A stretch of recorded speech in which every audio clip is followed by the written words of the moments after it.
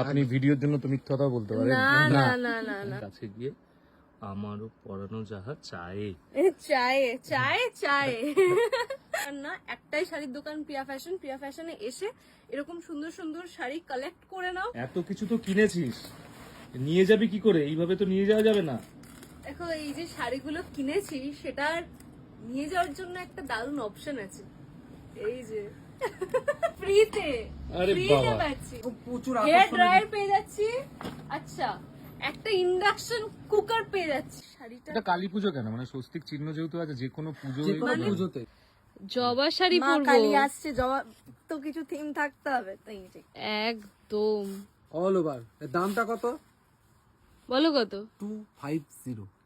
250 টাকায় জবা শাড়ি আমরা পেয়ে যাচ্ছি কালী পুজোর সবার জন্য। মালা পাওয়া যায় না এখন 250 টাকায় দাদা। অনলি 180। 185 এ আমরা আজকে শাড়ি দেখছি। Unbelievable unbelievable. তারপর আবার জামদানি, জামদানি 185 এ। বস্তা বস্তা। কত দাম? অনলি 500। 500 টাকায় কাঁথা স্টিচ। একদম, দাও খুলে দেখাই। বিশ্বাস হচ্ছে না নাকি? এই দেখো, এই দেখো 500 টাকা দাম, সুন্দর অনলি 500। হ্যান্ডলুম। ওখানে এই